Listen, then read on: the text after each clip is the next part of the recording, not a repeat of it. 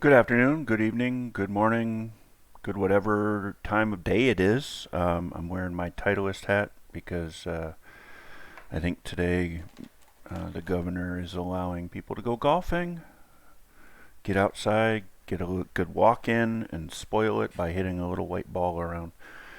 But today, what we are going to be working on is we are going to be working on Unit 7 review.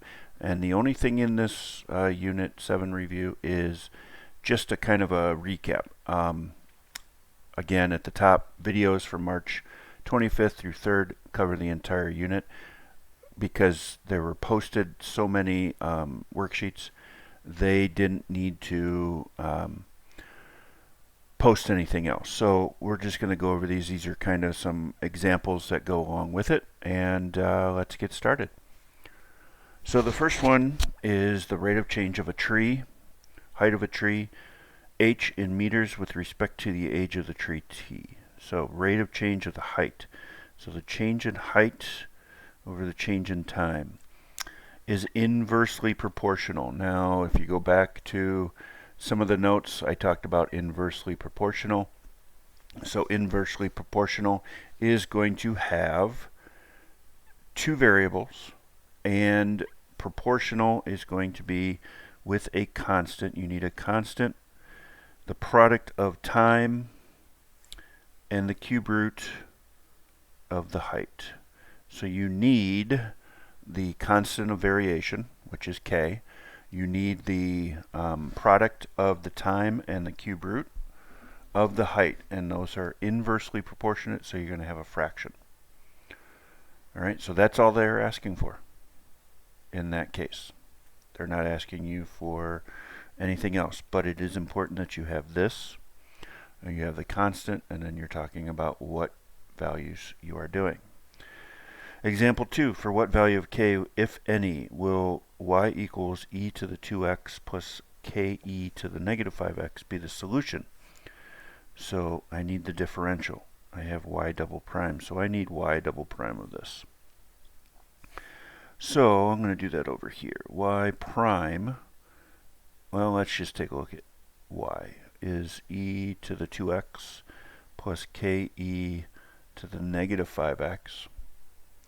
And so the derivative is e to the 2x times the derivative of the power, which is 2, plus k is a constant, so it's going to stay e to the negative 5x, because the derivative of e is e, and then we need the derivative of that, which is going to be negative 5. I'm not going to clean that up because I don't necessarily need that. I only need y double prime. So I'm going to take the derivative. So this is 2 times, this is e to the 2x, and then the derivative is 2, so 2 2's is 4. And then same with this, you're going to have ke to the negative 5x. Derivative is negative 5 times negative 5 is plus 25. All right, so if I plug it into the equation, I get 4 times y, and y was e to the 2x plus k to the negative 5x minus, alright, I need y squared, which is 4e to the 2x plus 25 ke to the negative 5x. Sorry, I'm just not seeing those right away. I should have had it over there, so I didn't have to move my hand so much. So what we're going to do is we're going to give this 4, we're going to distribute there and there, so 4e to the 2x plus 4k to the negative 5x. We're going to distribute the negative 1 to each of those, minus 4e to the 2x minus 25 ke to the negative 5x. If you notice, the 4e to the 2x's are going to knock each other out. And then we get these two expressions. And in these two expressions, we have, I'm going to factor out the e to the negative 5x, but I'm going to do it in such a way that it's behind, because if I have those two equal, all I have to do is do 4k minus 25k over here, and then that is going to equal 30. So this is negative 21k equals 30, so k is 30 over negative 21. And because that is numeric, you can leave it like that. If your heart chooses to decide to change it, you can do negative 10 over 7. But since it's a numeric value, it's okay that you can do that. All right, so pause here if you have any questions, review again if you need to, and we'll go from there.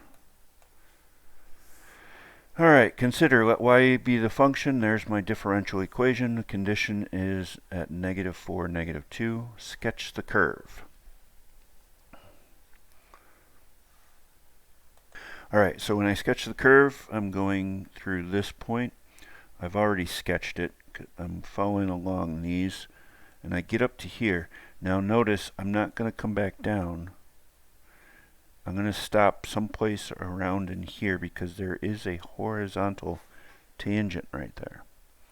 And since it has to be a function, I'm going to stop at that point.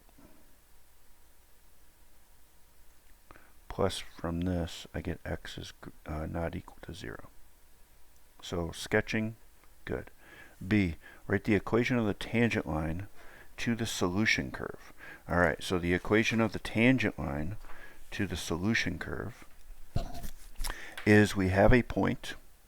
So point, I'll put part B down here. We have negative 4, negative 2.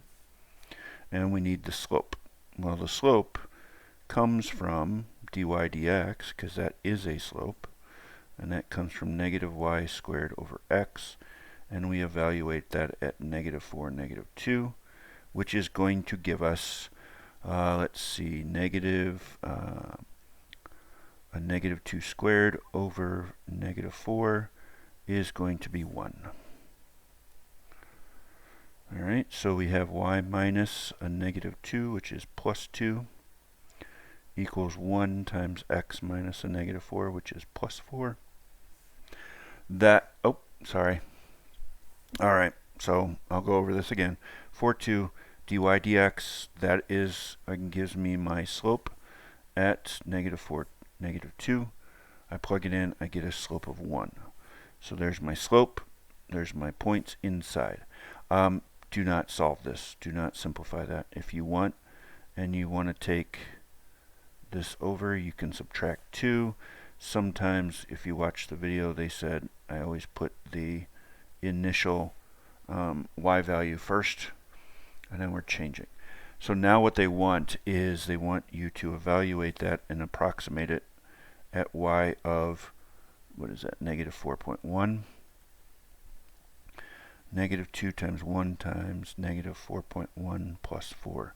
Again, it's easier to disseminate that part before. So that's negative 0.1 times 1 is negative 0.1. So that's negative 2.1. So the approximate value of negative 4.1. Okay. So we knocked that out. So we got the tangent line. So this is the OK tangent line for B.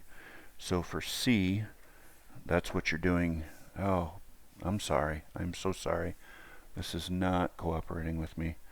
Let me pause for a second. Okay, we're going to try this. Go back to this. The other one was a wider screen, and I didn't have pretty much control over it. So now we're looking at D. So find the particular solution with that. So we want a particular solution. So we're not going to have C. So what is going to happen, I think I need a little bit of room with this, is that I need to take dy dx equal to negative y squared over x, and I need to separate the variables and where the separation goes. So dy is going to be over y squared, and this is going to be dx, negative dx over x. Alright, so this comes out to be negative 1 over y to the first. Right, step ahead. I got to do the integration of those. Okay, so I get the integration of dy over y squared, which is y to the negative second. So I drop it by, or I add 1 and I divide by negative 1, which is going to give me that. Over here, we're going to have negative natural log of the absolute value of x plus c. Okay, so in this equation, what you want to do is you want to find what c is. Don't wait till the end. Do it now. And the only reason is because if you get to the end and that c value isn't properly found first, you might have a little bit different view of where things go. So I'm going to evaluate it at the negative 4 and the negative 2. I'm going to clean this up and just put plus and plus. Okay. So c, to find c, is going to be 1 over negative 2 equal to the natural log of negative 4 plus c. And the natural log of the absolute value of 4 is 4. A natural log of 4. So c is going to equal, it doesn't matter, I'm going to take that over there. So negative 1/2 minus the natural log of 4. There's my c value. Okay. So 1 over y is equal to the natural log of x plus negative 1/2 minus the natural log of 4. When I have this, all I'm going to do is flip it. So I get y equal to 1 over the natural log of x minus 1/2 minus the natural log of 4. There is your solid equation of that. Alright, so if there's any questions on that, rewind that. Again, all the videos in 7 are on Google Classroom, so you can check it there. I'm going to move on to the next page here in just a moment. Alright, here we go. So we're going to look at the next problem in example 4. It is given that dg d theta is equal to theta sine theta squared all over g, given that g of square root of pi over 3 is equal to negative 2. So if you think about it, if you know that's theta, and that's your g value, okay? So what we need to do is we first need to separate the variables. And so we get theta sine of theta squared d theta. Oh, this one kind of works out pretty nicely. We won't get too many, we won't actually get any of the natural logs. This is just kind of a good natural simple integration. Well, that's g squared over 2 equal to, now this is u, so u is theta squared, so du is 2 theta d theta, and I got theta d theta, so I'm going to take 1/2. The integration of that is negative, so that is negative 1/2 cosine of theta squared plus c. Check your math on that, use the u sub. Alright, so now we want to find c, so we're going to plug in negative 2 for g. And we're going to have 1/2 of cosine of square root of pi over 3 squared. So this is 4 over 2, which is 2. Negative 1/2. I'm going to pause it right. Oh, sorry, I was interrupted by my son. Oh, there we go. So cosine of, this little daunting part gets away, plus c. So we need our unit circle, pi over 3. That's the pi over 3. This point is 1/2 and square root of 3 over 2. Shorter here, longer here, or longer here. So this is your cosine part. This is 1/2 plus c. So 2 is equal to negative 1/4 plus c. So c is equal to 2 plus 1/4, which is 9/4. Or you can use 2.25. Okay, so we're going to plug it back into which equation? Oh, up here, that one.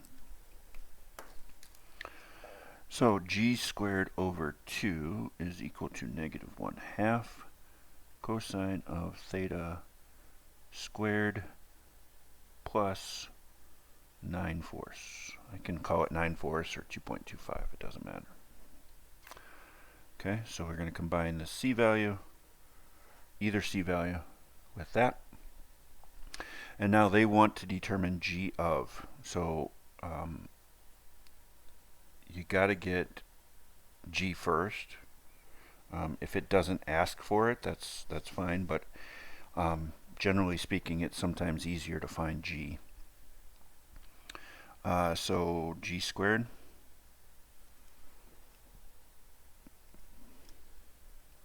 is negative cosine of theta squared, and times by 2 over here will give me 18/4 or 9/2.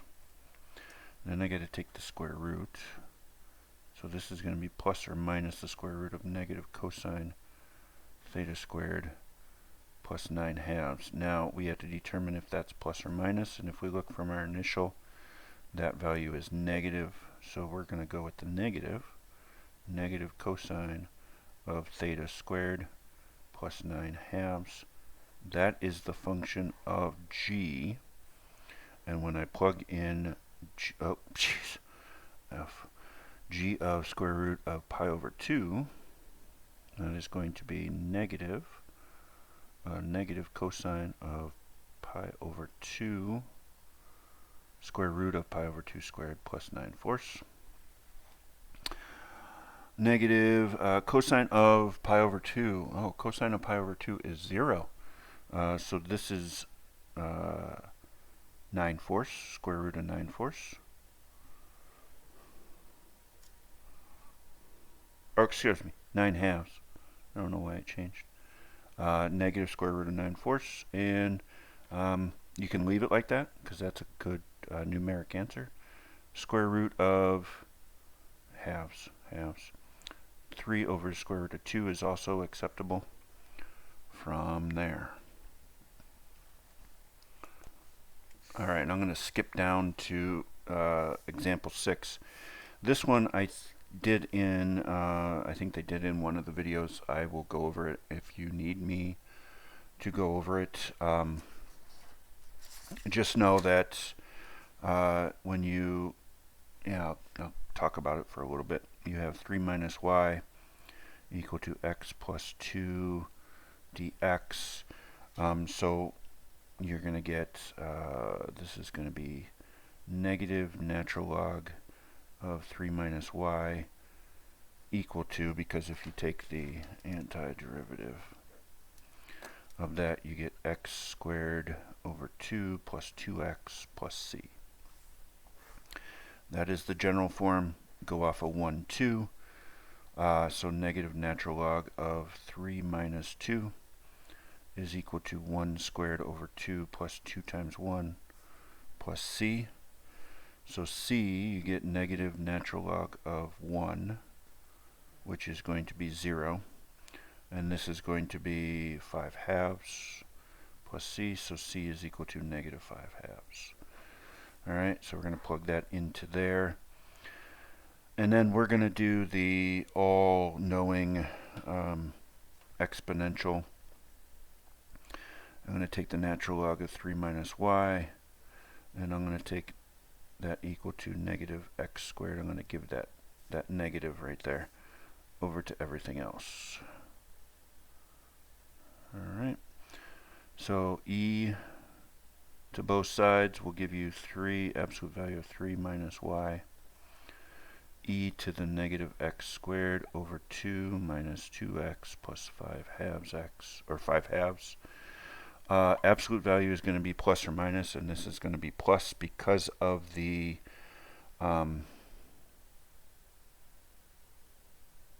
oh, sorry, it's going to be the minus, and I'll show you why. So 3 minus y is equal to plus or minus e to the negative x squared over 2 minus 2x plus 5/2.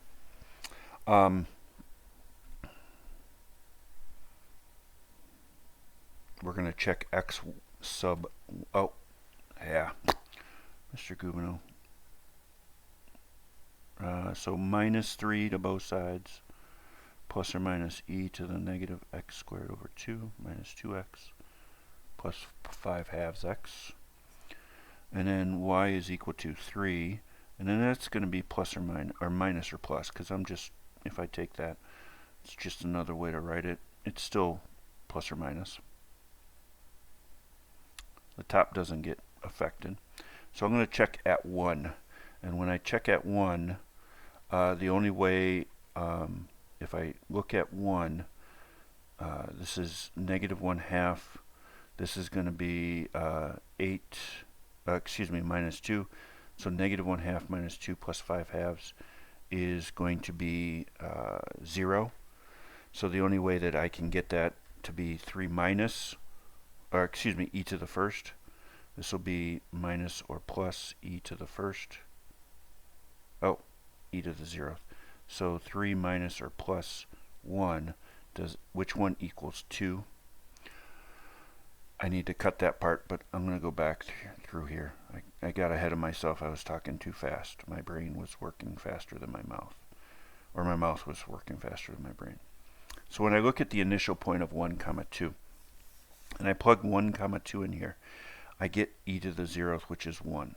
So in order to check if I plugged in 1, how do I get the 2? So is it 3 plus 1 or is it 3 minus 1?